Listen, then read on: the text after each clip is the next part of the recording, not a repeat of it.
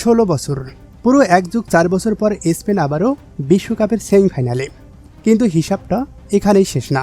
Football ঈশ্বর বোধহয় স্ক্রিপ্টটা লিখতে বসে একটু বেশি কোলাকুলি করে ফেলেছেন।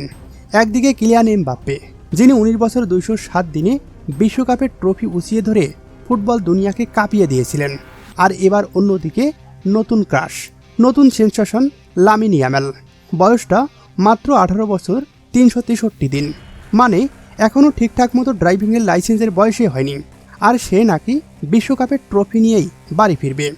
একটু ভাবুন তো, আমরা যখন 18 থেকে 19 বছর বয়সে আব্বুর পকেট থেকে টাকা চুরি খেয়ে ধরা খেয়ে উইদাউট ক্লু রচনা লিখতাম, তখন এমবাপ্পে ইয়ামালরা মাঠে নেমে প্রতিপক্ষের ডিফেন্ডারদের লাইফ টাইম ট্রমা করে দিচ্ছে। ইতিহাস বলছে এমবাপ্পের ওই টিএনজি ম্যাজিক ফ্রান্সকে বিশ্বসেরা করেছিল। আর এবার স্পেনের তাসের টিক্কা হলো এই ইয়ামাল। স্প্যানিশরা অলরেডি হিসাব কিতাব শুরু করে দিয়েছে, যেখানে ক্যালকুলেটরও বলছে এবারের ট্রফিটা স্পেনে যাওয়া ছাড়া কোনো গতি নেই। কিন্তু দাঁড়ান, ফুটবল কি আসলেই এতটাই সহজ? 16 বছর পর স্পেন সেমিতে উঠেছে ঠিকই, কিন্তু তাদের সামনে যারা দাঁড়িয়ে আছে তারাও কিন্তু ফুচকা খেতে আসেনি।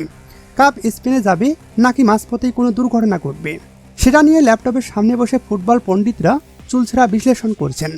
অনেকেই বলছেন লামিন ইয়ামাল যদি এবার ট্রফি জিতে নেয়, তাহলে ফুটবল ইতিহাসের বাকি বুড়ো প্লেয়াররা ফুটবল ছেড়ে লুডো খেলা শুরু করতে পারেন।